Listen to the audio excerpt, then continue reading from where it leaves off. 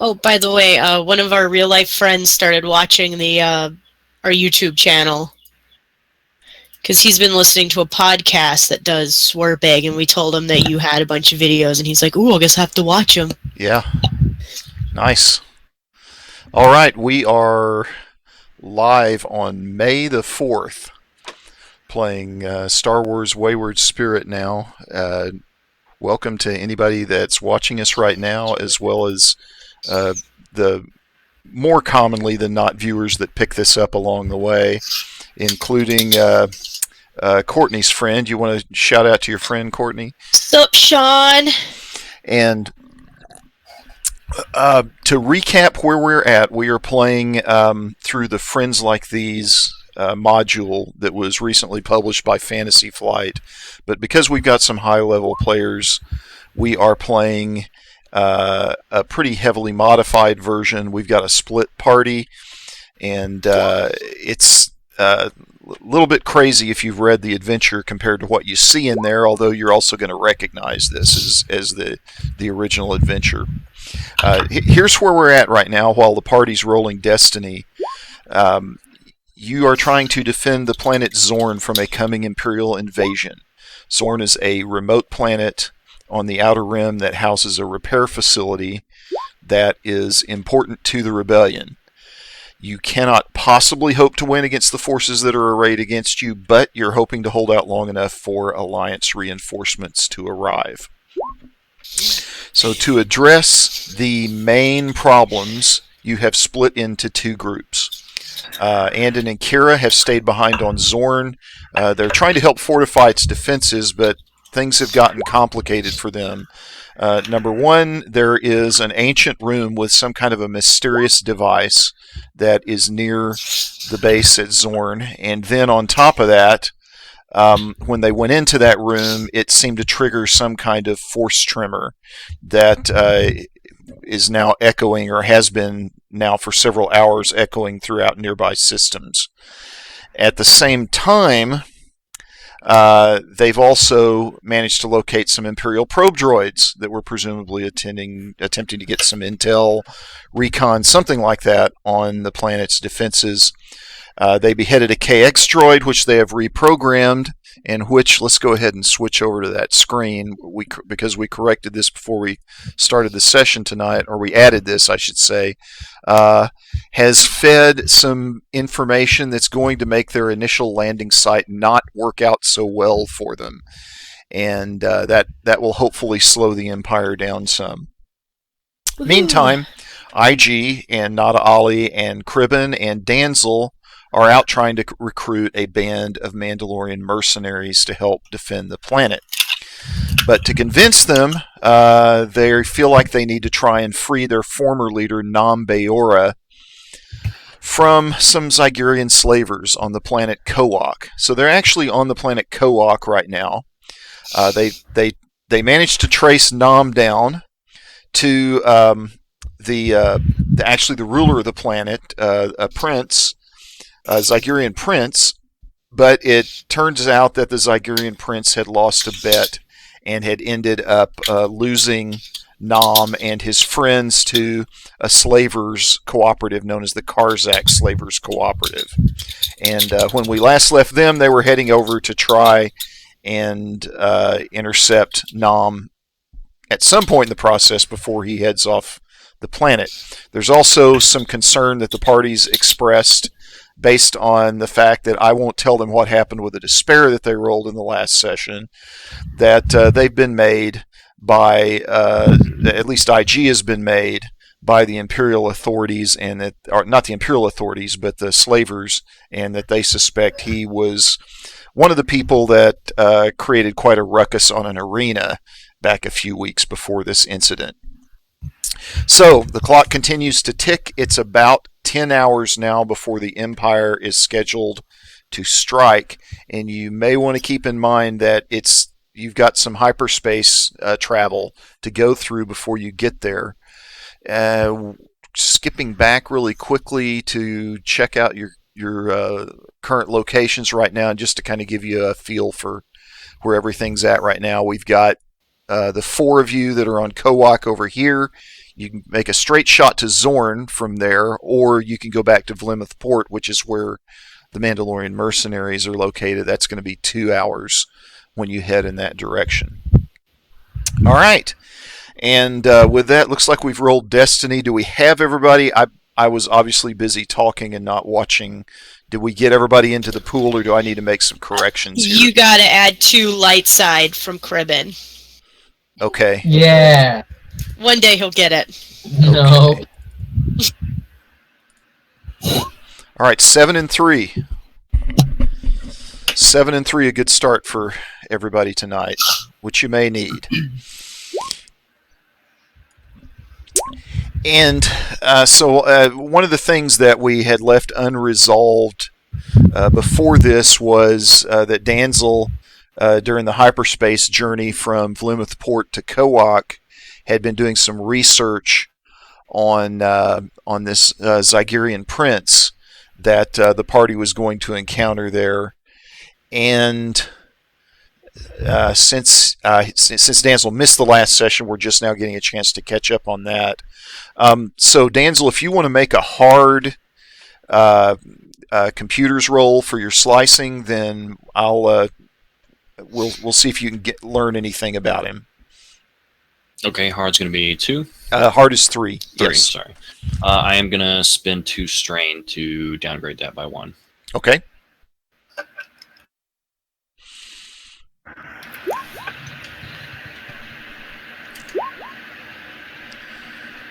All right, so clearly a successful check. So you managed to learn quite a few things about him once you get to the right places. First of all, he's this tenure that he's serving on Kowak right now, even though he is the crown prince, is not really considered to be a very prestigious one. Of all of the places where he could be, including the royal palace on Zygeria, this is not a place where you would normally expect him to be exiled. It seems that he's something of a disappointment to his family, and he continues. His name is Molek, by the way, Molec, and he continues to kind of make disappointing decisions in the city of Sklavos on the planet of Kowak, as he rules from there. But he is the person that's in charge of the planet, the trade that takes place on the planet, and probably this unfortunate bet that he has lost to these other slavers is a good example of kind of just the bad judgment that he tends to exercise in ruling and just in acting imprudently. And so we're going to find the party on the planet Kowak right now approaching the Karzak slavers' compound. You managed to find it. It's outside of town. And before you get there, is there anything anybody wants to do? Okay. Would it be probably more prudent of me to get back into my gear rather than my slave costume? No. We got to double down. We're disguised. Well, someone's got to hold on to my shit. Danzel's incredibly torn here between his mild xenophobia and his mild xenophilia.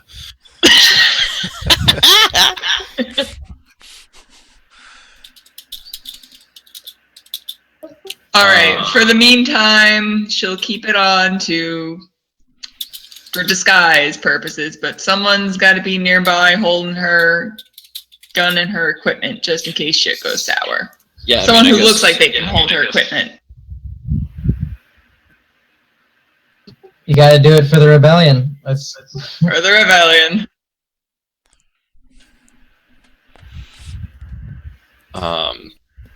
Is there any kind of like reasonably elevated place kind of overlooking this camp?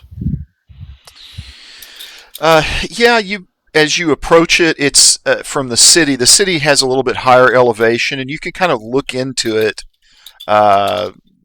down the lanes, the kind of the airspace lanes that are that lead between the city and the camp. You're going to approach it anyway in a kind of a hover vehicle that's going to have the ability to lift you up some. Can I try and what Danzel's thinking is some kind of little sniper or spotter roost that he could shack up in overlooking the camp? Okay. The camp is surrounded. I'll go ahead and put the camp into view here.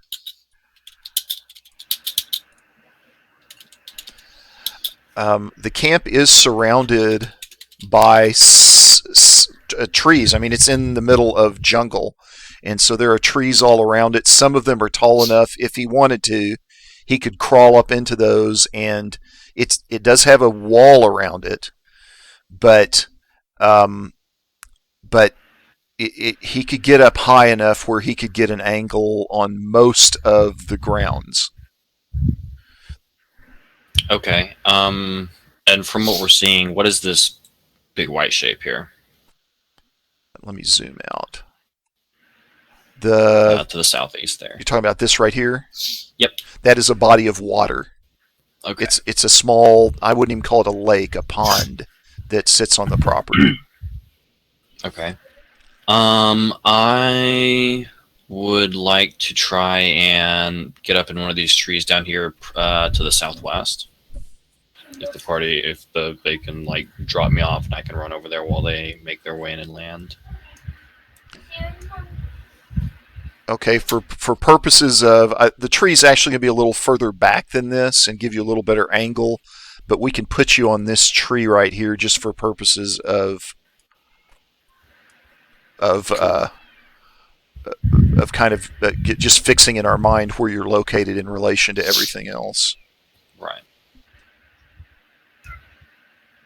And I don't know, you may want to be closer. That gives you better angle anyway.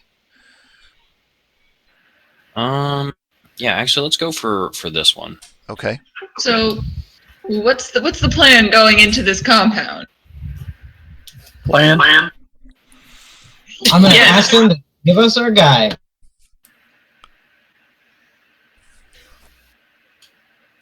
Shut up. We gotta be babysitters. I say we just go in shooting. Well, we're not going to go in shooting. There'll almost certainly be shooting. Why don't we see if we can get Nam out of his binders or something before we start shooting the place up. We're on a rescue mission. Oh, come on now. Extraction mission. Wait, you like that? All right, so what is the plan to get in this place? We're going to go up and knock on the door or what? That's my plan. Okay. You're my loyal bodyguard and my slave girl. Not the cringes. Cringe. Okay, no cringing when they're looking. Okay, all right, good plan. Okay. So who's carrying Nada's stuff? What all is it? Just like a medical kit, probably her armor, but you wouldn't have time to don that. Well, heavy clothing, and then her light blaster. I mean, I can have the blaster. How big is this medical kit? It's It's probably just one encumbrance, I think. I don't think it's that big. Yeah, we can strap it to IG. Is that something I could stash in one of my secret compartments here, Matt? With one encumbrance, yes. Okay. Put it All right, so behind you. Sorry, creepy voice. So, all right, so I'll stash that away. All right. Are you all ready to pull up to the gate yet? Absolutely, yeah. I ring whatever the equivalent of a doorbell is. Okay. Yeah, you won't have to do that. But by the way, everybody can recover strain. I see some of you've got some strain you took in the last session. There's been enough time to recover that. Same Same applies over on Xornn for Andon and Kira. How much can we recover again? What about wounds and stuff? Not unless you've had a chance to heal, with somebody making a mechanics check. There's not been enough time for that. Sorry. My mechanic is preoccupied. Would Nata have been able to give me a heal and or mainly heal this hamstring effect that I have? Yeah, actually, that could have happened also. Yeah. If I don't know if we rolled on the trip over, but we can certainly roll at least once to try to get rid of the hamstring crit. Yeah, what's the difficulty for that crit? 2.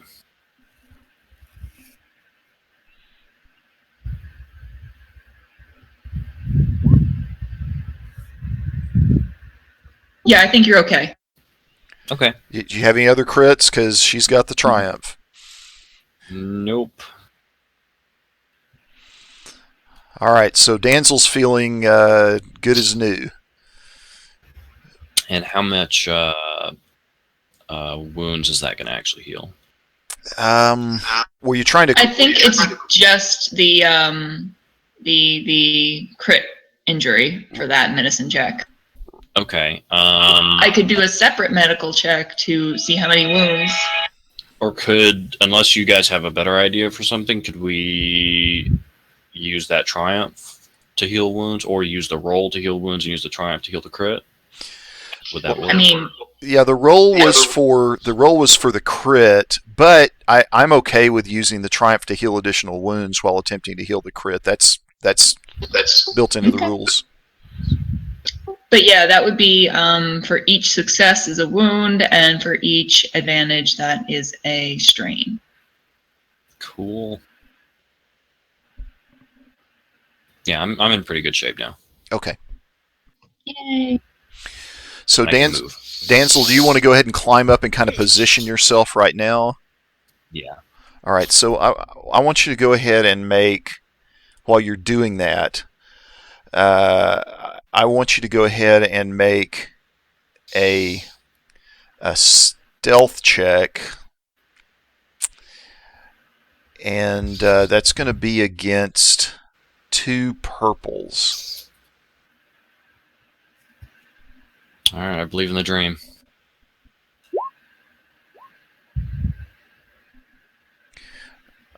All right, so you managed to get up and get a peek over the wall, and you're pretty certain if you stay positioned where you are right now for any amount of time at all, you're going to get spotted. This is not a place where you can sit down and roost that you've located here. Okay. In that case, realizing that, he's definitely not going to stay there. How tall are these walls? And how tall are the trees comparatively?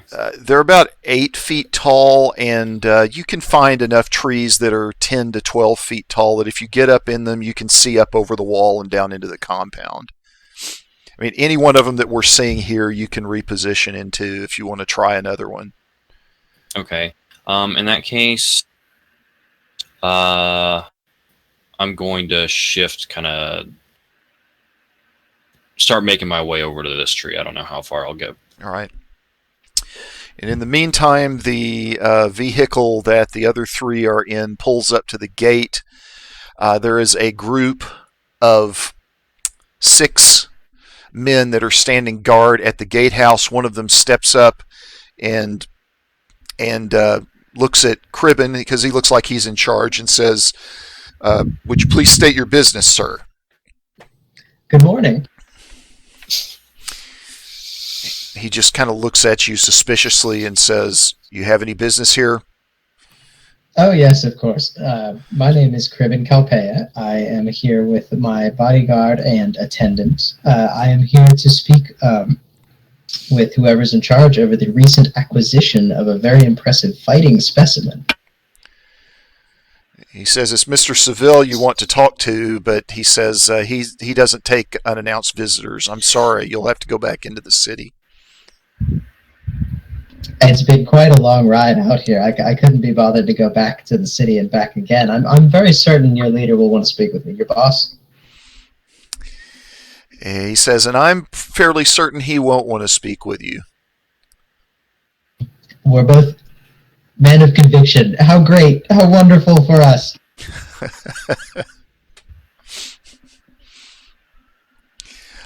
All right. Well, go ahead if you want to, and you go ahead and make a some kind of interaction check. You can decide whether you want it to be deception, charm, whatever, depending on what approach you want to take.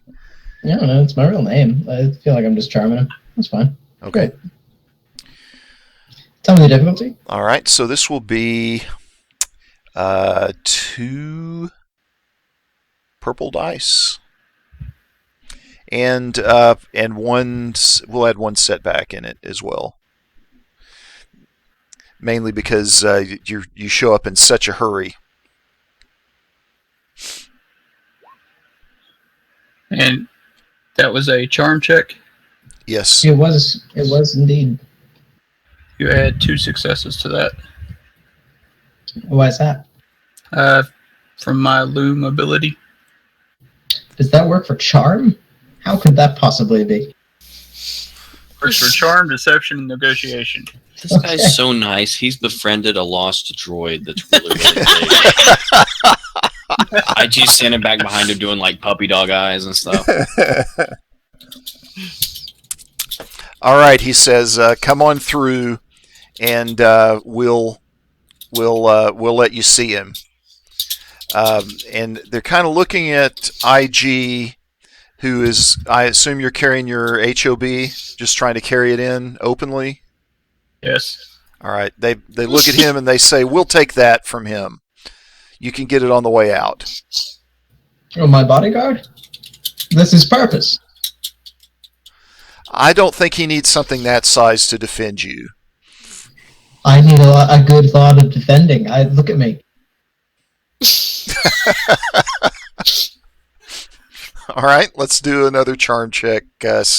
Same difficulty. Well, with his additional successes, he could gain an extra scene in which the target is willing to support. So maybe- would that give him any?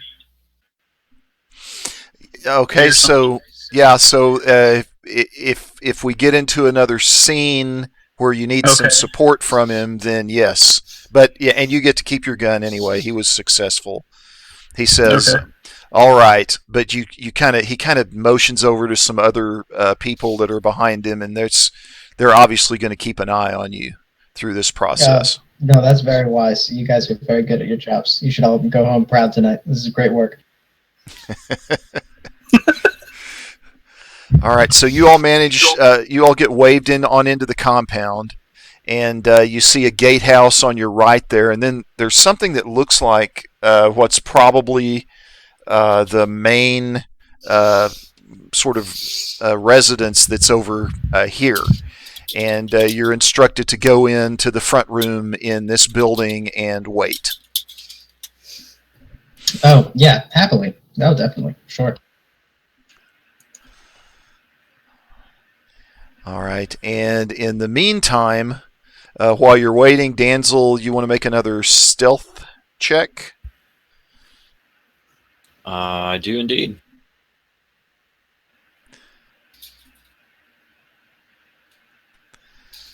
All right, so this is a much better position for him to be in. He manages to find a nice solid branch. He's got a good angle on the entire compound now.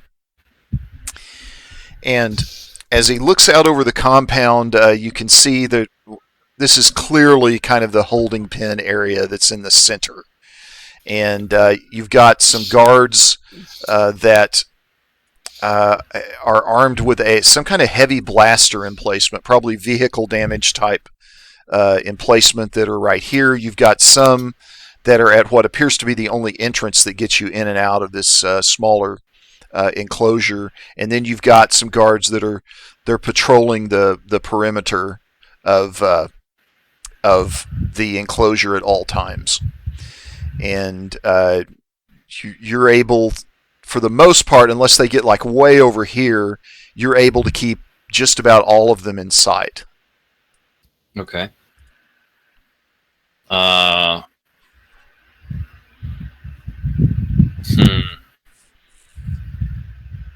Okay, I'm just gonna keep watching for now.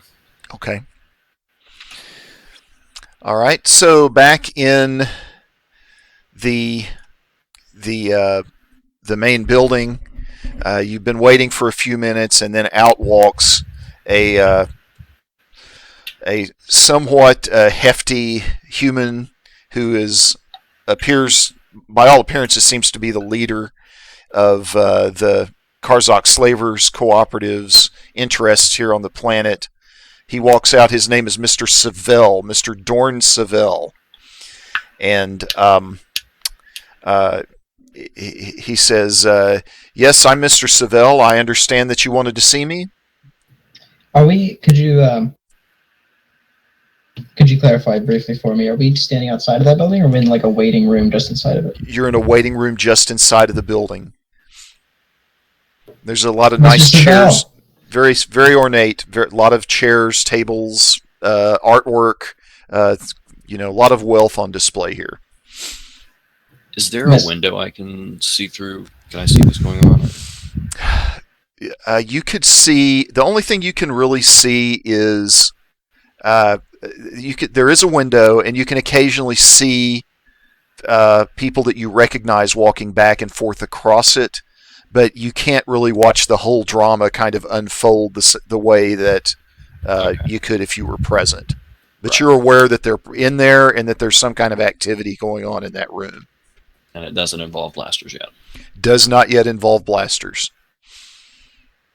And it's getting dark now, so you're gonna if blasters start getting fired, you're gonna see flashes, and there's gonna be telltale signs. You're pretty sure. All right, so I'm sorry. Back to Cribben. Mr. Savell, what a pleasure! What an honor to meet you. It was such a lovely home you have here. He says thank you, and he walks over to one particular art piece and holds it up, and he starts going into the details of who created it and when they created it and how much it's worth and where he acquired it and why the person he acquired it from was very important, and then he kind of gingerly sits it back down and looks back at you for a reaction. Cool. So Cribben is an art lover.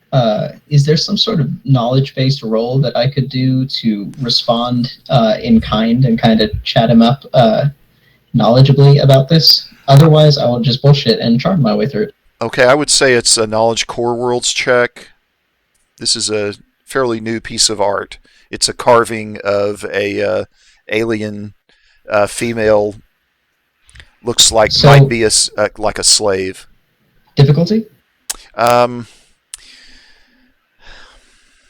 going to just call it an average check. All right. I mean, if you're just looking to try to come up with something to comment on about it, that's all I would call for. Yeah, sure. That's just fine with me. Let me just find that roll. Yep. Could I maybe argue for a blue die, as Cribben has collected quite a lot of art himself? Yes, you can add a blue die. Hell yeah! Here we go.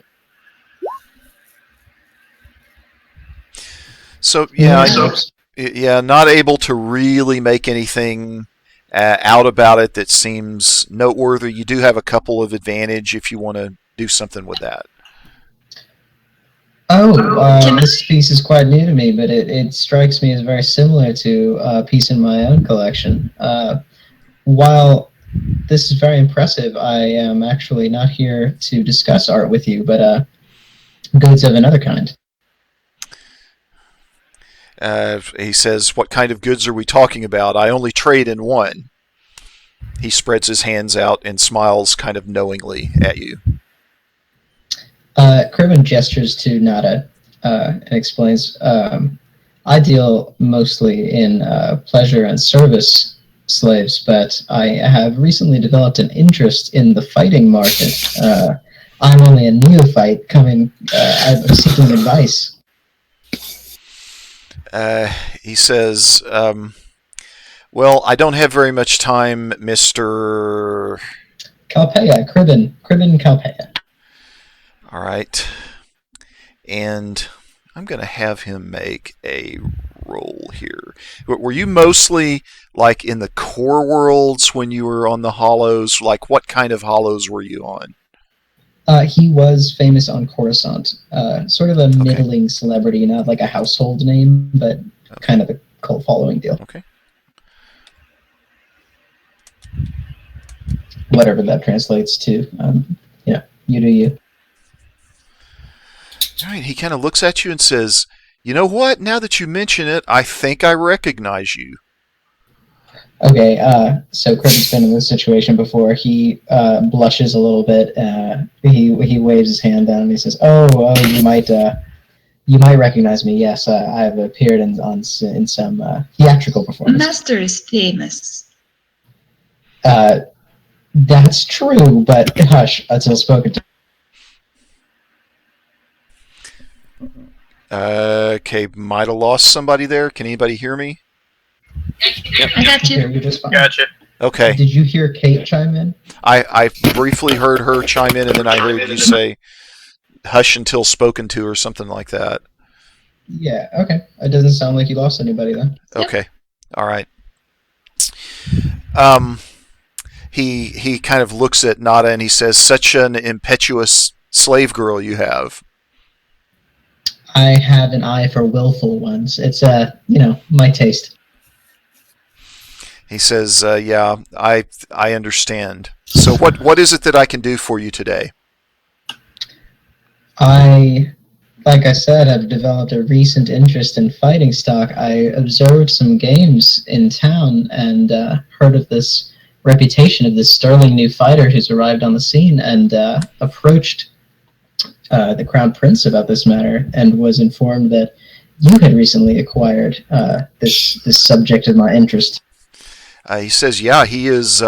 He's quite the prize indeed, although he's been a little wounded in some recent conflicts. I'm planning on getting him healed up and taking him back to the home world, where he's going to do where he's going to fight on behalf of my house in some tournaments.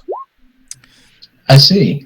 Before I acquired her, my attendant was quite practiced in the medical industry. If I, of course, leave you to your own devices if you prefer, but if it would be convenient, I could arrange for her to have a look. He says, okay, very well. I'll send for him. Lovely. All right. So we are going to switch over now. Well, let's take care of Danzel's request first.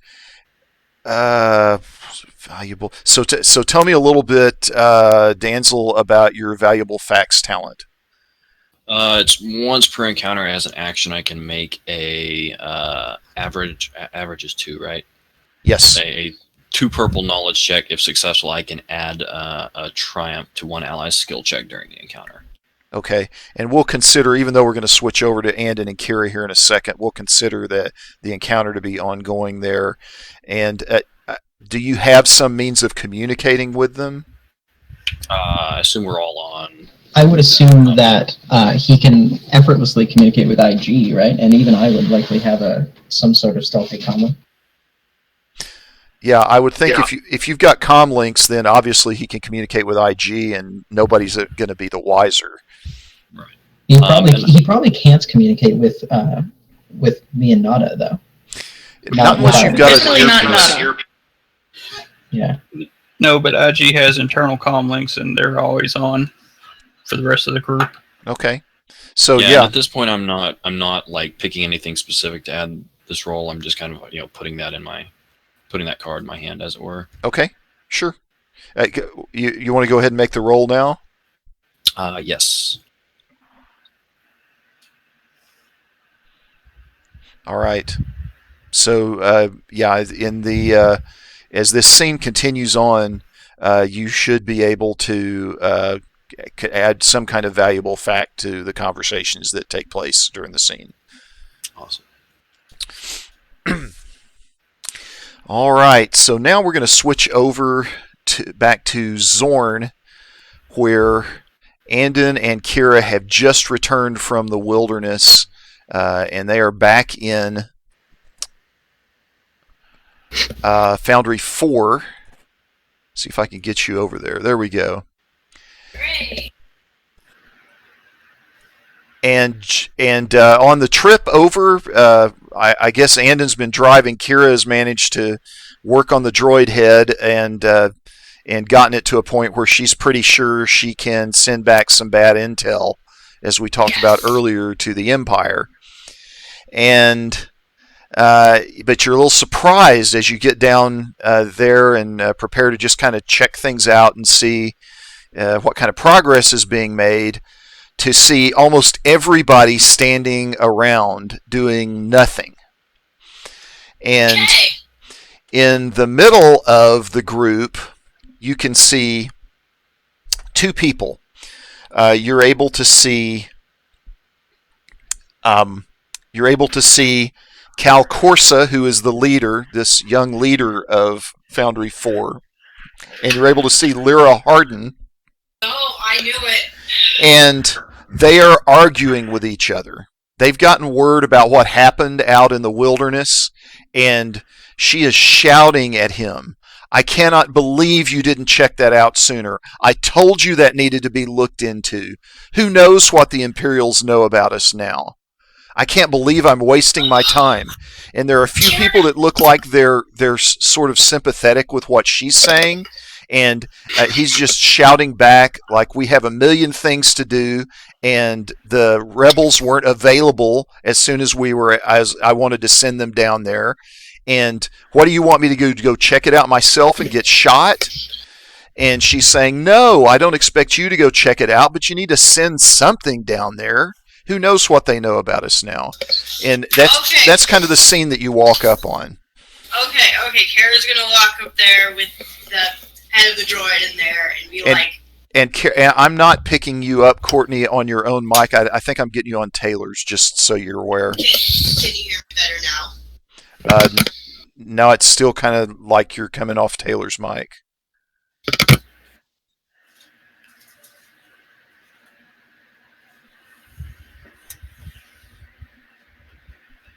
Is that better or no? Still, We can hear you clearly, but you're clearly like being picked up off of a mic that's far away from you. right. We can hear you. It's not that we can't hear you. It's just that it's kind of tinny and distant. So if you want to keep going and then y'all can work on that issue later, that's fine. Can you hear her? Did you hear her say, "Can you hear me now"? No. Nope. Okay, so then her mic is not picking her up. Okay, what about now? Now we're good. Okay, good. All right, awesome. Kara's gonna walk in between these two, holding the droid head in her hand. Also, Kara's like low on health, so she looks pretty scratched up and like beat up. I'm gonna say she has a black eye because I just like the black eye aesthetic. Okay. So she has the droid head in her hands and she's gonna throw it on the ground. She's legit pretty angry right now, and just go, what in the nine hells are you all doing? Everybody around here is bickering back and forth with one another, watching this whole tragic soap opera play out in front of them when they could be out doing other things. You're over here complaining, "Oh, you didn't send this person out, you didn't do this," but you're just going to let all these other people just sit around?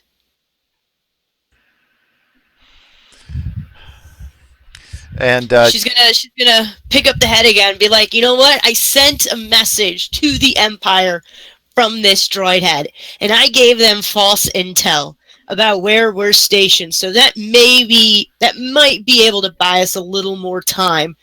But who knows if that's even gonna be worth anything with how long you guys have been sitting around doing nothing." Yeah, and Lyra just looks at you, and then she looks over at Cal, and she just kind of scoffs and rolls her eyes, and her arms are crossed, and don't seem to be coming uncrossed. I don't know what to do here. How much stuff has gotten done since we left? Well, somebody says they've been arguing for the last half hour, and crowds started drawing around them. Okay. Everyone argument. get back. Everyone get back to work except for these two. All right, so we're gonna make a leadership check. Oh God, no! And can I make an angry check? Like what?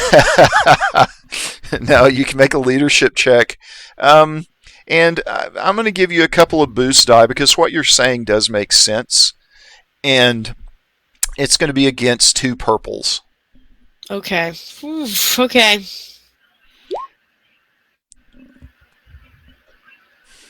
Help a little bit. Can I take some boosts from that? Yeah, go ahead. Can I do a cool check to try to get everyone to chill?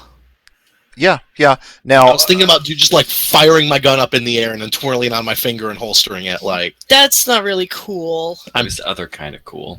Okay, well, I don't know how else. I don't know how else to express a. I think it's cool.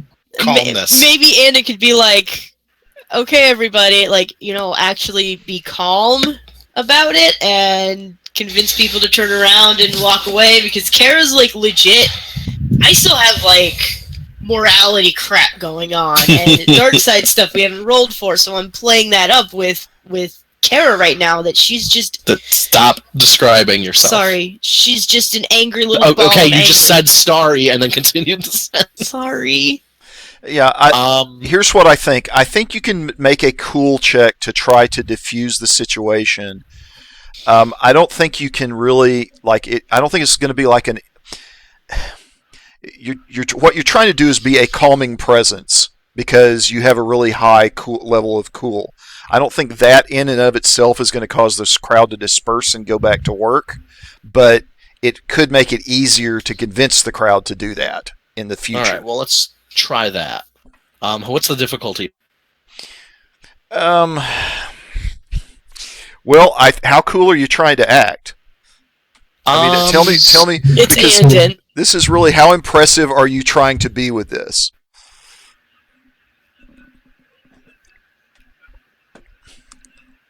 Because what I'm really saying is you can dictate your own. You can dictate your own difficulty, and then the effects that are felt in the future will be commensurate with the difficulty you select. I don't know, because now I'm thinking about, well, if I drove a speeder here, clearly I should get in the speeder and do something in that, but I don't think doing sick, donuts is going to help at all. No, that's not going to help at all. The speeder's on the landing platform, and you're quite a ways away from that. Okay, you know what? My leadership is identical to my cool, so I don't know. I was thinking my cool was better, so never mind. I'll just try to...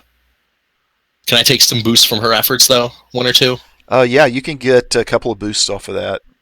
Okay. What's the leadership difficulty? So here's what happened: is she managed to come in there and rant and rave and scream and kind of get everybody's attention to the point where everybody is just kind of quiet and their jaws have dropped and they're not really saying or doing anything anymore, which is not really getting back to work like she wanted. I mean, it's like, get back to work, and then they're just all still in shock and not really absorbing what she says. So that's the environment now it's very quiet and attentive that you can step into, and that's where those boosts come from. All right. Andon is going to try to just kind of step forward. The whole time I've been brainstorming what he's going to say to his pilots, not to what these people. So it's like, ugh. Don't want to make that speech. That's a very different speech. He's basically going to say something to the effect of, this isn't over yet. We still have time, and we have assets you people on the ground haven't even seen yet. and the Empire doesn't know what we're capable of, what I'm capable of, what Kara's capable of, and what each of you are capable of if we put our heads together and we set aside these sibling rivalry actions just long enough that we earn the relative peace to fight with one another once again. All right. But you're going to have to earn the ability to go back to bickering. I don't know how else. Make your roll. I like that. I think it's good. Who are you, Dad? Is that average? Earn the right to bigger. Is that an average check? So yeah, I mean, that is yeah. Make it an average check. Okay, I'm going to use a destiny point, just in case. Legit sounds like Dad.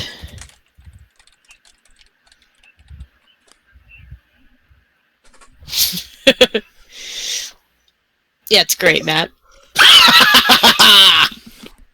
All Those right. boosts really helped. We're going to have a montage. All right. So everybody kind of looks at each other and seems to be in agreement with you, and they start to move back toward their respective stations. And you've got that triumph to spend as well, leaving behind, the two people that were arguing to begin with, who are still facing off with each other. Can I use that triumph to, convince them to step aside so we can have a conversation with them? Oh, or yeah. would they do so anyway? Yeah, you can do that. You can do that, like just to cool them down enough where you can talk to one or both of them in private. Yeah, well, I will do that then. Okay. And I'm just going to gesture Kara over as well and be like, let's get this sorted out. We don't have time for this. Yeah, how are we going to get this sorted out? They obviously hate each other. We're going to ask them. We're going to get to the bottom of this We right know now. why they hate each other. Why do they hate each other? Because one, wasn't one a former Imperial? She's the former Imperial, and he's kind of the golden boy that inherited the place without really earning it from his family. So they're at odds with each other. They're two Okay. conflicting personalities that'll never right. mesh. Just like every boy I've dated. Yes. Ouch. Let's get He's right here. let's get productive here. Okay. Former Imperial Golden Boy. Okay, what's your guys' damage?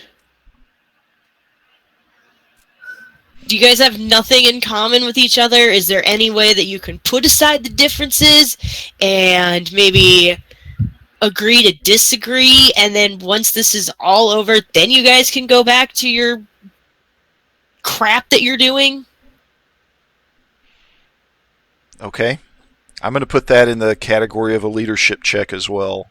Oh my gosh. And you all have walked down to the control center now. I'm assuming you're trying to find a private place to let them scream at each other. Yeah, what's the difficulty on that?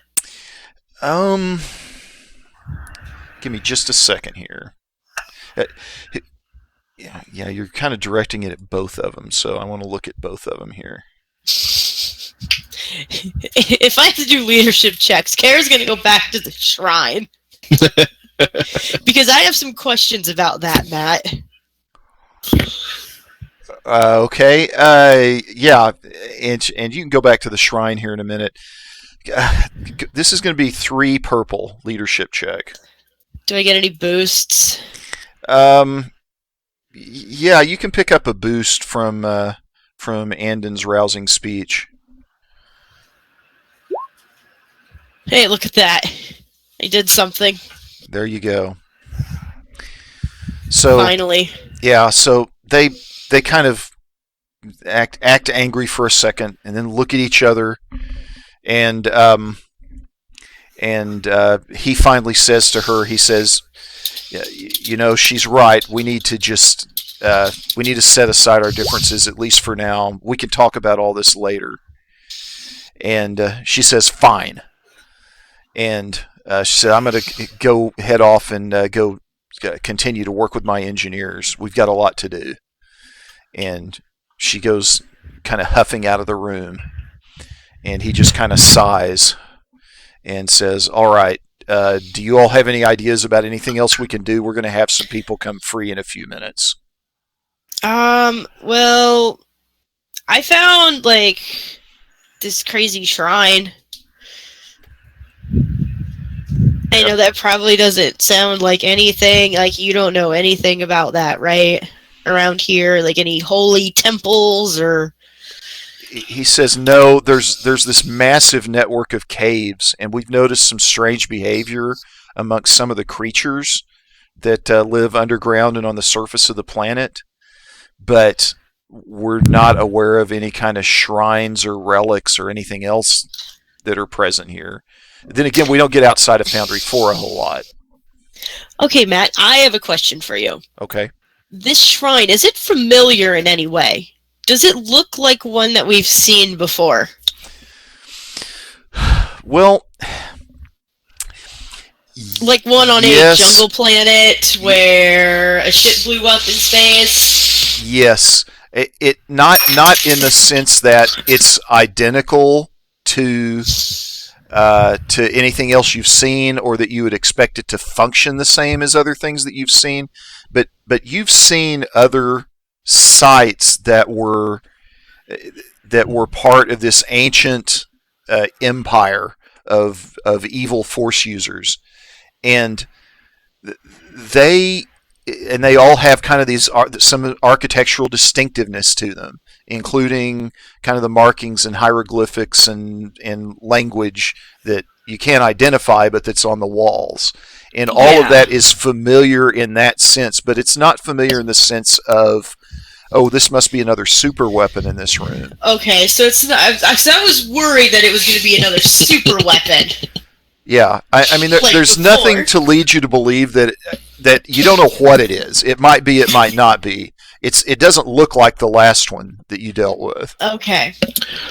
But, and Kara's going to tell him, I've done studies on ancient lore things, and we found this shrine underground that is obviously, I don't know if you know anything about the Force, but, there's, this bad side of it, and it kind of has markings that deal with the people that believe in the bad stuff.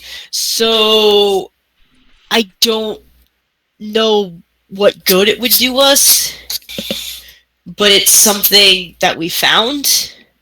Right. And something that the Empire should not be able to get a hold of if Foundry 4 does not. If Foundry 4 falls and the Empire gets their hands on this, it is very bad. It's worse than anything that they could do with the stuff at Foundry 4. Well, but I don't know if you know anything about that kind of stuff. If you ever had weird pilgrims or, holy people coming around looking for things. He just looks at you and he kind of shakes his head as he's searching his memory, and shrugs and says, I don't know anything about ancient religions, and we certainly haven't had any pilgrims around here. The people here are not, for the most part, religious. Okay, yeah. But it was something we found. We also, we found those droids out in the holes, I guess they are. And, we found probe droids, and we found this K2 unit, and I don't know how good my slicing was for buying us some time, but it's a shot, right? Sure. I figured I sent that they found the base in a different area, maybe on the opposite side of the planet. Okay, Kara. Yes. You're rambling. I'm sorry. Anti-vehicle weapons, how many can you manufacture and get working? That question's for Kira, I assume. Oh, no, that was for... Oh, that was for Calcorsa? Yeah. He says, how quickly? which you know you're now down to about 8 hours or so. About 6 hours or so. You're doing this. You're taking the Scotty approach to this. I guess the opposite Yeah. of the Scotty approach to it. He says we could probably, using some parts that we've got on hand and the foundry, we could probably put together 2 or 3 hard points. So 2 or 3 things that could be installed as hard points. All right, let's get to work on that, because I got a feeling with IG around, we're not going to need anti-infantry help. I have a feeling we're going to want punch on vehicles, especially if it's going to be hard for anything smaller than a shuttle to get through that atmosphere. So, all right, let's work on getting things like flak cannons online just in case, but also whatever laser implements or armor piercing. You know, whatever beradium you got on hand and you can load into something that flies, let's do that. All right, I'm going to add that to your preparations list, 3 additional anti-vehicle weapons that can be deployed on the surface. And we need to deploy those flat cannons, too. Yep. All right, so remind me about the flat cannons. That's your deal, isn't it, Taylor? That was Annan's idea for anti-vehicle usage as well as anti-infantry. Oh, anything light. Yeah, here we go. Engineers created a couple of them that they have limited use and range, and they still need to be deployed. Okay. I think those are going to be in atmosphere, right? Well, they were going to be ground to air. Oh, okay, that works then. Okay. Did we get any kind of like space mines or anything? You haven't put out anything like that yet. Okay. Is there anyone we can talk to about that? The head engineer. Yeah, you can go talk to Lyra about that if you can find her. Let's go talk to Lyra. Okay, let's go talk to Lyra. Okay. So he's going to go ahead and he's going to put the 3 anti-vehicle weapons out, and they're going to work on trying to get the flat cannons deployed with good job over the next couple of hours. And now you kind of head out. Everybody seems to be back at work and a little bit more inspired now to try to get something done. And you see Lyra, she's got a welding torch, and she's just kind of hard at work trying to get some armaments put together. She takes off her goggles and she turns around and looks at you and says, "What do you need? I'm in a big hurry." Annan's just gonna smile and just be super friendly and just be like, "Hey, no, keep doing what you're doing. You're doing great." But I'm just curious what we've got that we could get working in Atmo or in space. If we've got mines, if we've got any kind of turned emplacements, something that can bog the Imperials down before they get within firing range of the planet. She says, She says mines. You know, she says there's a lot of kind of we're running across undetonated ordnance on the surface all the time from the Clone Wars. It could be that, and we've mapped out where some of it is. It could be that we could, if we just tossed some of that out into space in a likely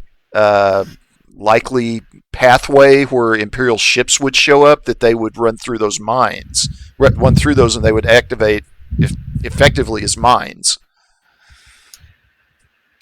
All right, so I'm thinking, Kara, can you grab tripod? I think that you, as the person that would be in space, would know a better position. You're the one that does the astrogation vectors.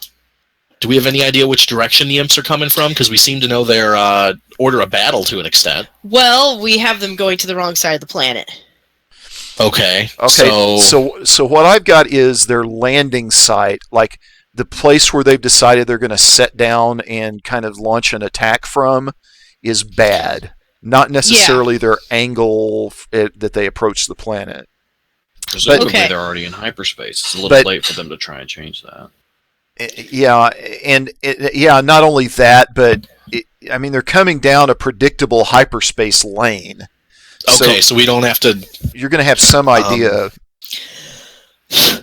Okay, so we have an idea of where they're going to be at. Right. In terms of space. We don't need to do like an astrogation check to correctly plot their course, or is that something that would benefit us? No, I don't think you're going to need to be able to. You've got a pretty good idea of where they're going to enter the system, and you know they've got to approach through. You know, there's this whole, it's kind of this junkyard that surrounds the planet of wrecked ships and torn metal and all kinds of things, and you know, you could hide some things in that would likely be in its path. I mean, you already know where to put it, I guess, is my point. I think that's what you were trying to ask. I didn't know if we'd have to try to I would think it. Andon would be a good person to do that, because then he can map where they are, so he knows where to send his pilots. Well, if you need people to fly the mines up in such a way that we don't accidentally set them all off, I can volunteer for that. I need to get space side anyway, within however many hours. I guess you need to go build a droid army. The droid army is already built. Well, you converted some. You need to go build a droid army. I'm not building an entire droid army. We have lots of droids and we're getting more people, aren't we? We don't know yet. I'm functioning under the assumption everyone's coming back, but I don't know what they're bringing with them. So. Yeah. But I think we have enough droids for now. We just have to hold out. I kind of want to go back to that shrine. I knew you were going to say that. What? Look, either what good's going to come of it? Maybe it's a super weapon, we shouldn't be using it, or it's not, in which case we need to spend our energy trying to keep the Empire away from it. I don't know. It's just something about it. Isn't that how this... Look, you're the nerd. You tell me, isn't that how this works? I don't know how any of this works. Like, isn't it tempting? Isn't that the whole thing? It's tempting you right now. It is luring you away from the things we know will help to do the thing that will maybe help. Yeah, I guess. That's reminds me of that guy in the holocron. What guy? The Sith guy. Oh, dude. I hate that guy. Well, we all hate that guy. Point is... I mean, we could probably ask that guy what this thing is, though. No! Yeah, Solo the Dread. Solo the Dread. The Dread. God. He's a nice guy. Dark side guys have the dumbest names. They have the coolest names. And if I ever go bad, just make sure I don't take a dumb name, okay? Care of the Force Witch. Care of the Force Witch. No, that's me right now. Fine. I don't know. I'm just so stressed out. I don't know what to do. I feel like I'm way in over my head on this. So foresee something. Yeah, okay. That works. Go foresee what kills us, and then we'll work backwards from there. Yeah, Kara's gonna go meditate for a bit. Okay. What's gonna kill them?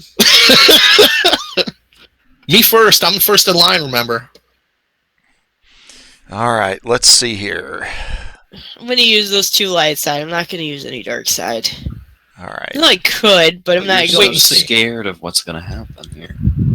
I want good images.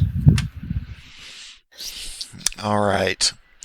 So the first force pip gives you some vague hints of things that can come to pass within the next day. That's what the first pip does. And then you can go in and ask for additional details if you want to use the second one. So this is a battle that's going to take place, obviously, within the next day, so that's not a problem. So you get a flash of Andon. He's out flying in his X-Wing. He has a squadron that's with him. One of the X-Wings that's just off of his right side in his cockpit just explodes and vanishes. And there's someone else shouting to him over the comms. There's too many of them. They're coming in from every direction, and you can kind of see him kind of swooping and braking just in front of an Imperial Star Destroyer as he pulls back away from it. And that's about all you can see. There's TIE fighters everywhere just swarming all around him. And you can't bring your X-Wings up there. I don't think that's a good idea. None of this is a good idea. This is all the best we can do with what we've got idea. Yeah, but... And what we've got is 24 proton torpedo launchers. Yeah, and what they have is a Star Destroyer full of TIE fighters. Okay. Well, we can't take the proton torpedo launchers and use them on the ground unless you have a way to get the X-Wings into the atmosphere. Keep them away from the imp guns. I'm all for it. Can we rig up something Hey, wait. shoot proton torpedoes? No, hang on. What? That's a really good idea. What? Hold on. Talk to me. All right, so I'm going to let y'all talk for a second. I'm going to be away for about 1 minute, and I'll be right back. Okay. So, remember on the way down how terrible that atmosphere was? Yes. The Imperials don't have TIE fighter transports. That's right. Their plan, because this is Imperial doctrine, is going to be bring the Imp Star in, deal with any space things, send landing craft and bombers with a fighter escort. The fighters and bombers are going to have a heck of a time getting through Atmo. The Imperials aren't going to bring the Star Destroyer down through the atmosphere to surface level. There is so much stuff down here. Not only would that slow them down, it's also going to, I mean, who knows? We could launch one of these core ships at them for all they know. Mm-hmm. They're going to leave the Star Destroyer up there and send their minions down. Get to the point. The TIEs are going to have a heck of a time getting through Atmo. So if we get our X-Wings down here under that crazy storm cover, yeah, we have the advantage. Okay, then how do you get the X-Wings down here? That's what I need your help with. How big is that pirate ship? How big is the Akari 7? It's what, a Silhouette 6? Is that thing of a hangar bay? The Akari 7 is... hang on a second and I will tell you.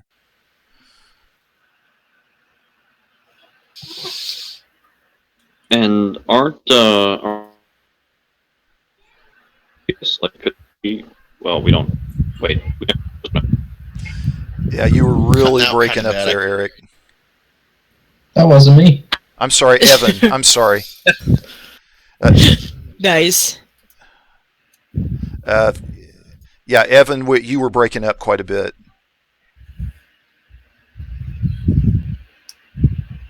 And if you're talking, you're gone now. Oh, he's typing. Okay. So what? We're gonna put the X-Wings on a transport ship, put them down here, and then fight in Atmo with the X-Wings. Yes. That sounds like a plan. Silhouette 6. Does that thing have that thing's got a hangar in it then, right? It's got to have room for shuttles. We can cram X-Wings in there if we need to. 4 shuttles. It fits 4 shuttles in it right now. That'll fit a squadron of fighters if we bail those shuttles. Then or you half. get in it. We make 2 trips. You get on that. All right, I'm immediately going to call what's his name, Captain Pirate. You reach Captain Pirate. Well, here's the thing. There's a battle coming up, so it would be totally within his Leave right a to say, voicemail "Are you at ready, the kids?" Yeah, exactly. Twins. No, I imagine he's really more. He sounds more like kind of a lower middle class British kind of accent. Chav. Yeah, so like he uses words like "barvy" a lot. That's a great word. I don't even know what that word means. So he, so you punch him up on your comms, and he says, "Yes, Mr. Andon, what do you need?" I need your services as a ferry. What sort of ferry? He says. We've got starfighters we need to get at the surface. You want to get them down onto the surface? Yes, because I'm sure you know what it's like to fly through that atmosphere. You think the TIEs are going to have fun with that? He says, "I don't see any way the TIEs can get through, but I just about as much don't see any way your X-Wings could, so I guess I take your point's well taken." I'm sure the TIEs are going to try, and some of them will, and if they don't, we will have nothing but shuttles to light up with torps and lasers, so we've got X-Wings we need to get down. All right, he says, "I can probably put a few in my cargo bay and bring them down." Well, we've got 11, unless you've got some... Well, we've got 11, so... I don't know if that's 1 or 2 trips, but... You want all 11 of the X-Wings off the capital ship on the surface of the planet. Maybe. I got to think about it. Yes. All right. You're not going in space. Would we want to leave some up there? Because we're going to be involving the Liberator. Yeah, the Liberator can't be left alone. 6 of them. No, and Kara's not happy about this. Grab, get on the comms, call Crash Rain, and tell him to grab his half when we split by halves. Get all them down to the surface. All right. So you get Crash on the comms. He says, "I'm getting tired of cooling my heels up here. What can I do?" You can cool your heels for about 6 more hours and think of any inspirational speeches. Plus, get all your men and women loaded up. Your half of the squadron's coming down to the surface. All right. You'll see why when you watch the transport fly through the atmosphere. What transport's that? Ikari 7 should be hailing shortly. That's one of ours down here, at least for now. So... He says, "So you're planning on bringing us down to the surface in the Ikari and then fighting on the surface?" That's the plan. All right. For you. He kind of looks and his eyes narrow and he gets a smile on his face and he says, "Sweet." That's the attitude I knew you'd have. I like Crash. Crash, you're a good guy. Can you convince Andon to not fight in space too? Somebody's got to protect the Liberator, and Crash, you know it, I know it. If anyone can go up there, clear the Liberator out till it retreats, and then get through those storms, it's me. Okay. Hopefully the other 5 people can do it too. I'm not going to ask them to. Okay. All right. If you say so. Either that or Kara. What? How would you like to do something incredibly unsafe? What do you mean? How confident are you? In what? Here's what I'm thinking. Oh, gosh. What's one way to get through atmosphere, but we can't because our ships won't let us? I don't know. I failed driver's ed. Do you think you could tinker with a hyperdrive failsafe system so that it lets you get closer to the gravity well before it kicks you out? What would that do? Have you come out of hyperspace in Atmo? That sounds dangerous. Well, that's why I asked if you thought it was a possibility. So who's gonna come into hyperspace in Atmo? Our X-Wings that are up above. We just fly outside of the gravity well. So you want me to get on 6 X-Wings and change their hyperdrives? Well, 5. I can fly through it. I don't know if we have time. I don't know if we have time to do that. Well, then you're better put to use elsewhere, but I wanted to run the idea by you. Yeah, I think I'm better put elsewhere. Why don't you get those guns and battle droid army? Yeah, we got those. We have the droids that we have are good. Then go manufacture trenches. Trenches. Yeah, okay, trenches. We'll go do trenches. Prefab trenches. Think about it. Won't you? Thank you. What?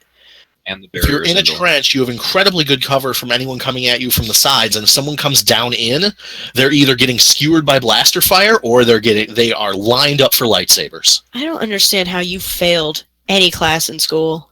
Because they didn't teach classes about trenches in school. Where do you learn this stuff from?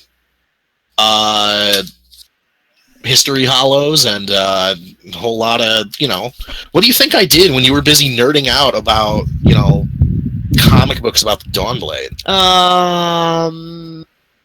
He's got a collection of, Cribben's movies. No. Was Cribben in war movies? When I was nerding out about comics, you were getting in trouble and trying to change your name at the courthouse. Well, Mandan-Tolan sounds good, and it establishes my masculinity. Does not sound good. All right, Fine, so you've been doing all this arguing within earshot of within earshot of Lyra Harden, and she finally just kind of stands up erect, drops her welding torch, pulls her goggles off, and just shouts at the top of her lungs like, "Stop it!" And it turns around and looks at you and says, "Weren't you the two that were lecturing us a few minutes ago about not arguing with each other and doing something?" Can I do a cool check? Sure. I want to do Touch of Fate on a cool check, and I'll tell you what I do if this succeeds. Okay. Oh, God. What's the difficulty to act like this was the plan all along? Gotcha! 4 purple. 4 purple! Yeah. How annoying it is! What? 3 purple and 2 setback. What are you trying to? I mean, you're trying to. That what was the plan all along? To argue a bunch, or to? Andon's gonna turn and pivot to like he's facing the camera in an after-school special and going, "That's what you sound like." Oh, I got it. Okay, yeah, I'm gonna stick with 4 purple on this one. Taylor, use a destiny point. I mean, I'm using a destiny point because Hey, because the that's what session's they're almost for. over, so why not, right? Well, I Yeah, we wasn't had gonna all say those that, light sides. but- And I did use Touch of Fate, so... Okay. Oh, I forgot dice. I still succeeded, but let me roll that with dice. Okay, I'm going to go with the first one. The one without any dice. All right. Okay. She says, "Well, fine," and just kind of turns around and puts her goggles back on and gets back to work. Also, our bickering did lead to some good ideas. Just weld the guns, gun welder. All right. Let's switch back over to Kowak for just a minute. AFK. Oh my gosh. All right. So we're back at the slaver camp, and sure enough, a few minutes later, some additional guards show up, and they have got somebody that looks like Nam Bayora in tow with them. They just kind of walk around the perimeter and kind of come up and meet you actually outside along this pathway right here. And I'm trying to find the token for them so I can get them out there. There they are. Okay. And he looks a little beat up and not really kind of in the kind of health that you would expect to see a Mandalorian soldier normally. You can tell he's been through a lot of battles in that arena. He's limping on one leg, but still has his pride and still seems as defiant as ever toward his captors. I was told this man was a champion. He looks like he's lost his fair share. Yeah, son. he tells you hasn't lost any. And Nam looks at you himself and he says, "Haven't lost a single bout. That doesn't mean I hadn't been beat up in the process." Nata immediately has worried doctor face. Okay. My attendant can care for his wounds if you'd like. All right. And he looks at her and he says, "I can think of less pleasant things," and says, "All right. Come on over, Twi'lek." Okay, so Nata is going to basically look to Cribben and IG for her things because, can she go get them, kind of get the cue from them? IG, give her medical supplies. All right, so he's going to pull out the med pack and give it to her. And once she takes it, he's going to kind of fade to the background a little bit and try to find an area in here where he can survey the situation and keep everybody under.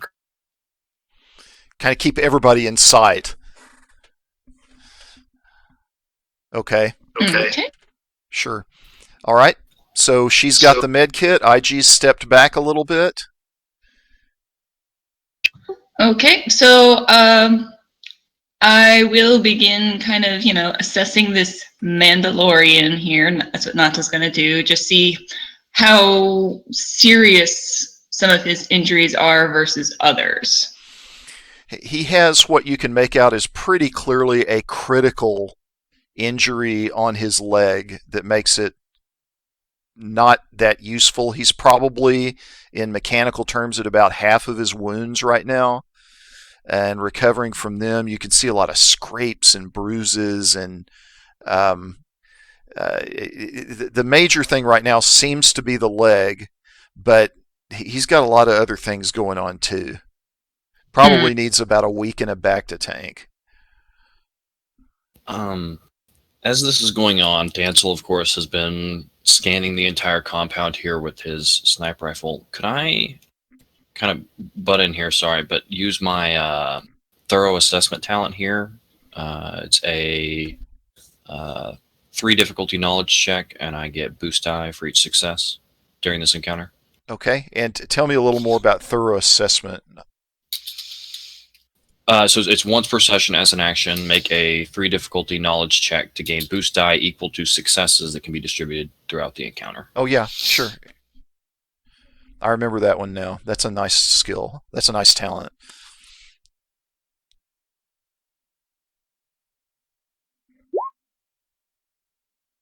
Well, that's kind of mildly disappointing, but I'll take it. Okay. So that gives you 2 boosts to distribute through the encounter? As well as that triumph I've got. Okay. All right. So Danzel's just up in the tree, kind of watching the patterns of the way the guards move around, just searching out weak spots, making out, kind of where all the weapons are located and who could draw quickly and who's got what angles, and just slowly piecing together the tactical situation as best he can. Kind of like what IG's doing from the other side of it.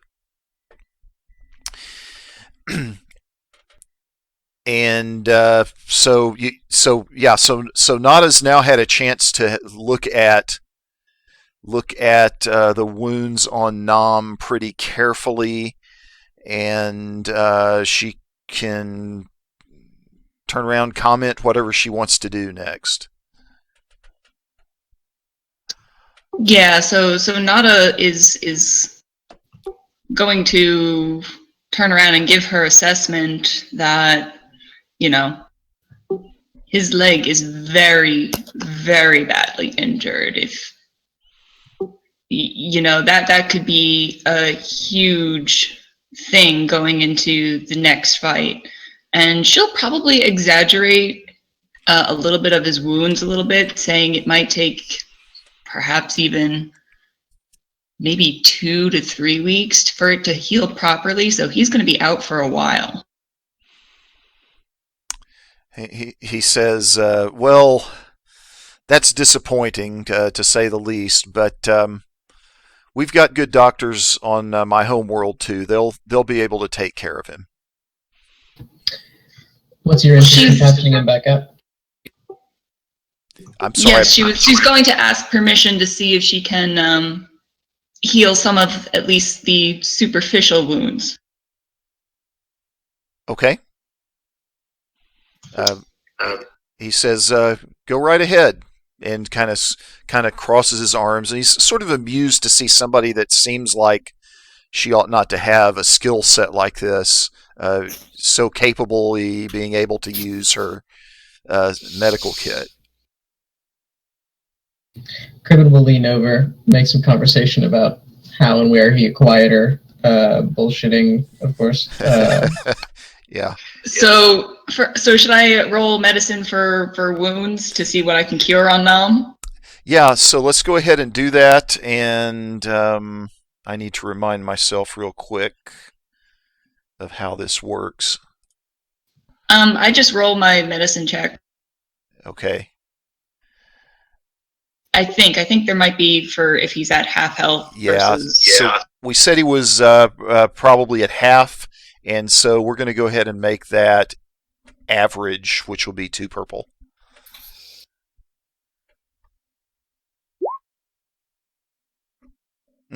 Okay. He feels much better.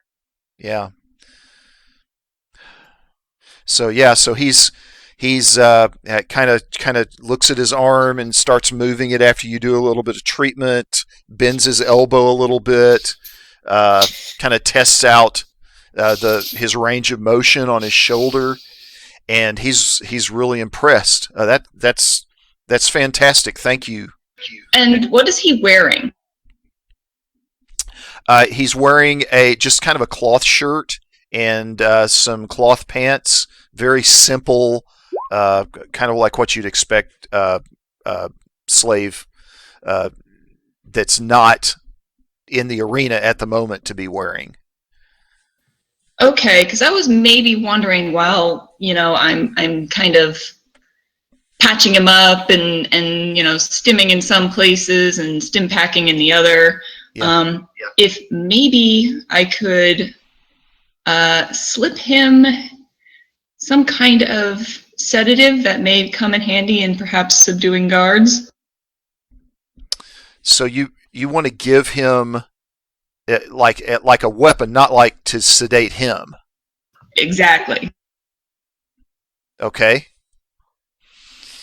So what kind of would that be? What role? So you're also, I guess, trying to silently communicate with him that you're here to help him escape? Yeah, we're at least trying to help in some capacity. We're not actually trying to buy him. Okay. So let's see, like, yes, you can do that. You can slip him a couple of kind of, I guess they'd be like maybe needles that have some sedative in them. Yeah, and I don't know if I'll risk it with scalpel. He's a Mandalorian. He could probably take someone out with like a ballpoint pen. Yeah, and so you kind of do that, and I guess you just kind of look at him knowingly as you do it and slide away. Yeah, she would kind of slip that and maybe like give some kind of flick of the leku to maybe let him know what side of his personage it is slipped to. Okay. And yeah, he meets your eyes long enough to kind of acknowledge that he understands what's happening here.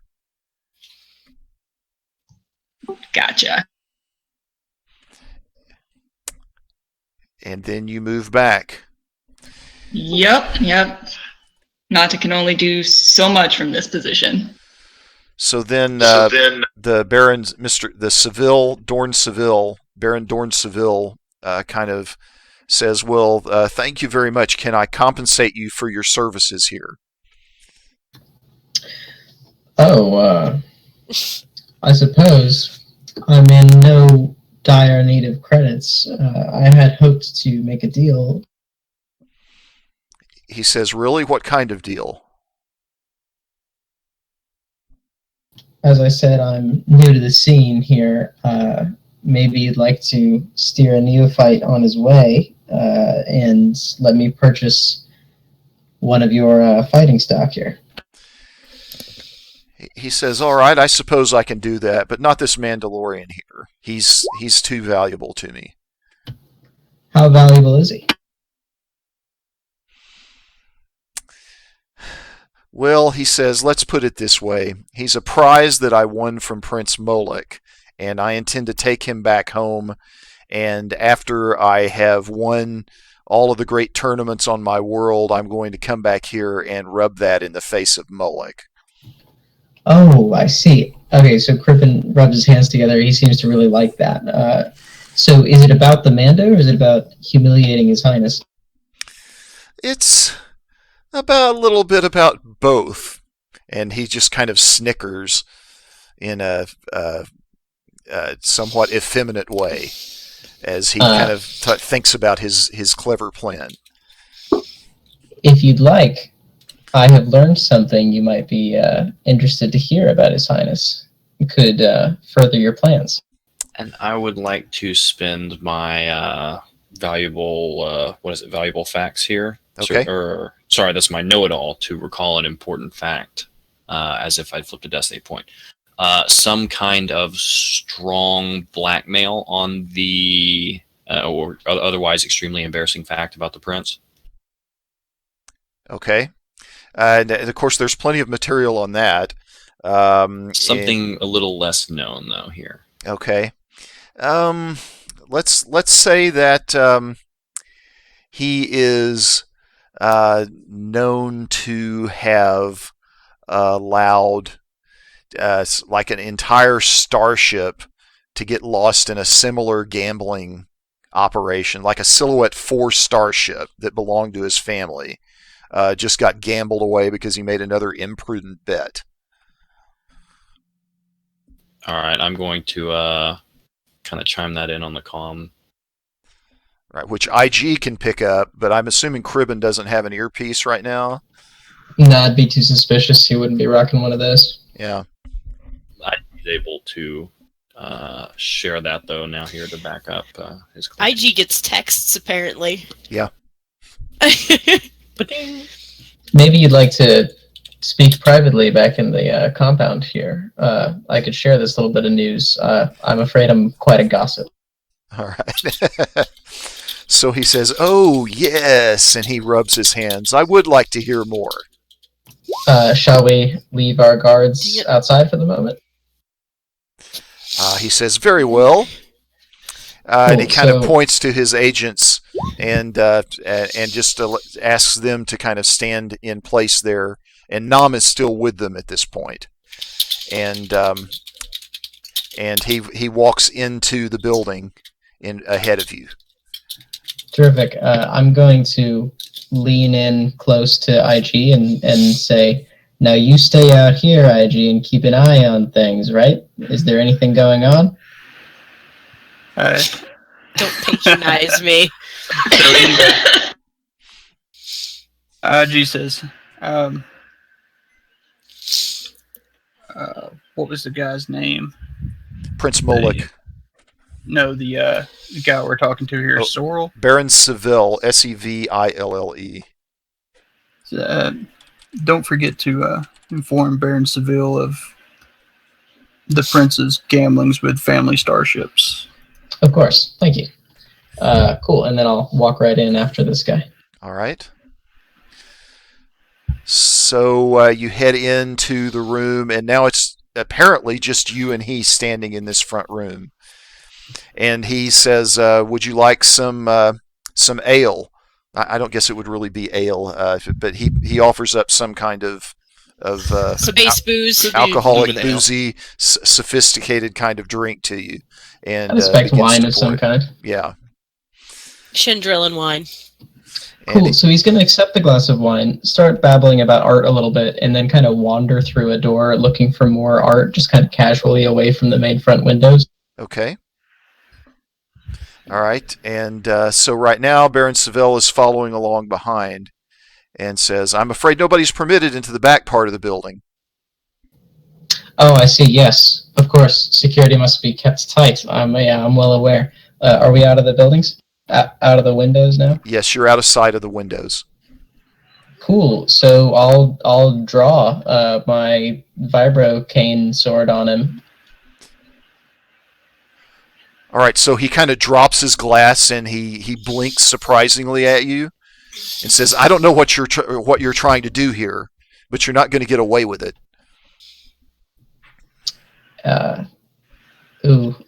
We.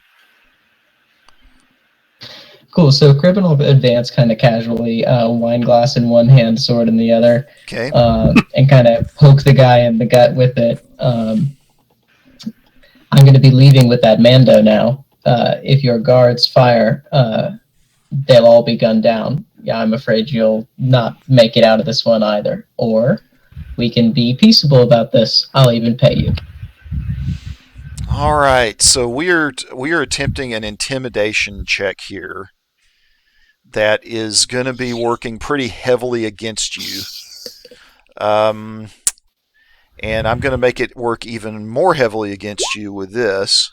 Yeah. And we're going to go against a purple and 2 reds. And because he's got the temptation of just shouting for help and hoping he can survive, a couple of setback dice. Cool. So tell me my difficulty in total. So you're going to be 2 setback, which are black. You're going to have 1 purple die, and you're going to have 2. You know what? Cancel the purple die. I spent the dark side point, so it's going to be 3 red dice and 2 black dice. Oh gosh. Can I Should be argue for great. a blue for having him at sword point? Yes, you can have that.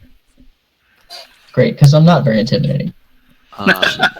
Definitely use destiny. Yeah, points, but you caught him so off guard here. Like he had no expectation that you were going to pull a sword cane and suddenly start threatening him. He thought you and he were BFFs. Yeah. Can What a I good thing. kind of take a little bit of a kind of do a little bit of a slight retcon here with my the triumph and one of the boost die that I've got saved up here, and say that I also told IG to pass on to Cribben that he looks like he has a soft neck. Sure, you can spend a light side and get that information to him. No, I mean, to spend a light Well, side to. Right, I'm saying like since we're retconning here, you're spending the light side point. It's kind of the equivalent of saying, "Oh yeah, I also conveyed this earlier. Like I also remembered to bring this piece of equipment earlier or whatnot." Got it. We're kind of spending it in that same vein. Then I will do so. And then otherwise, it's just as you've just explained. The soft neck and IG has conveyed that to him now. So I that's don't a triumph. I don't want to cut in since I'm not really here, but while we're using mechanics that describe the narrative anyway, if you have any other boost dice saved up, could you like make a targeting laser appear on him so he knows it's serious, that sort of thing? I don't think I've got. Do I have line of sight on him here? Well, yeah. So Cribben specifically wanted to get out of sight where nobody could see them, and so. I thought you said there was a window. I'm sorry. Well, there was, but he specifically maneuvered him away from it so that nobody could see what he's doing. Ah, okay. Yeah. Yeah, including my buddy. So unfortunately, I was thinking he maneuvered him away from the guards, but that the sniper could, so he could get that nice little red dot moving up himself. But okay, never mind then. Yeah. So in that sense. case, it's giving you a triumph and a boost die, and can I also just add in the 1 success from my supporting facts, Yes. just to back up his intimidate here? Yes. So my coercion is only 2 green. I've spent a light side point to make it a green and a yellow. I'm getting 1 boost die from my sword, 1 boost die from my buddy in the tree. My difficulty is 2 blacks, 0 purples, and 3 reds. Am I good to go? You are good to go. Oh, nice. Oh my god! Yes. All right. So There's another success. You're stressed on top of that. as hell, but he says he says fine, but you need to get your droid and your everyone out of here as soon as possible, and I want 5,000 credits. We'll be long gone. Of course, with my new Mando friend, and you'll be paid 5,000 credits. Seems steep. He's so beat up. All right. Okay, so he waffles a little bit, but just for show, and then he kind of nods and says, "Fine, 5,000." All right. And so he pulls out of his pocket a small device that you can see. It's the device that controls Nom's shock collar. And he says, "Put the sword away, and this is yours." No, I get that, or I stab you. All right. So you stare each other down for a minute, and he takes a couple of steps back and kind of looks at you cautiously, just trying to get a little bit out of range of your sword cane, and then he tosses it towards you. Yeah, cool. Great. All right. You're going to need to make an agility check To catch it? to catch it. And Fun. it'll be an easy check. We'll see. And this is where Crib and Butterfingers it. to despair as you try and catch it with the sword in your hand and accidentally stab yourself in the throat. So I'll drop the glass of wine. Yeah.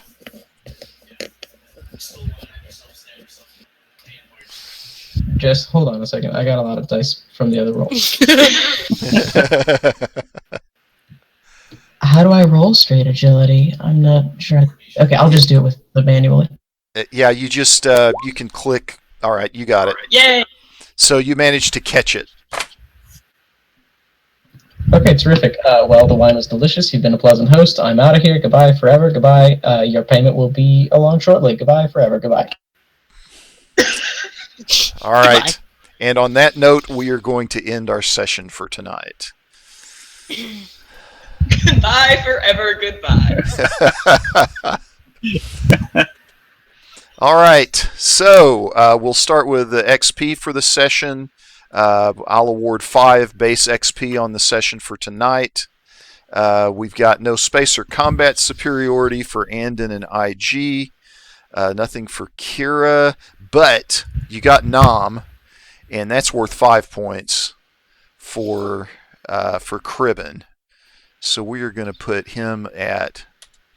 Seems like we were off after we finished last week in terms of the way we were counting these up. But I'm adding 5 more on for that, which gets your total up to 38. The party did make it out of this encounter, thus far at least, without getting itself hurt. So I'm going to give another 3 points for Danzel on this. So that'll get him to 8 and Cribben to 18. And then... Nada, your contribution should just be like the health of the group or something, or Yeah, I think she's kind of more like oathbound, like, you know, do no harm. Heal the sick, heal the weak, etc. So I've got you at 46 points toward contribution rank 8 right now, with another 5 XP for tonight. I can't wait for the 45 points of space superiority we're going to get. Hey Matt, can we roll morality? Yeah, can we roll morality? We've been making choices. Some of them not great. Yeah, you can go ahead and roll morality. That'll be the last one for this adventure, though. I'm pretty sure we're going to wait till the end of it for the next one. Well, I assume we're going to have a pretty big battle starting soon. Yeah, there we go. That I would rolled. seem likely. Yay! There we go. I didn't dip down. Andon's been gloomy, Matt, but not I've been thinking immoral. about my Jedi air freshener. Okay. So Dark side I might have to write that up and send it to you. Okay. I'm trying to figure out exactly who it is. Okay. All right, that sounds good. And in the meantime, I'm gonna stop the stream, and we'll take care of non-stream stuff after.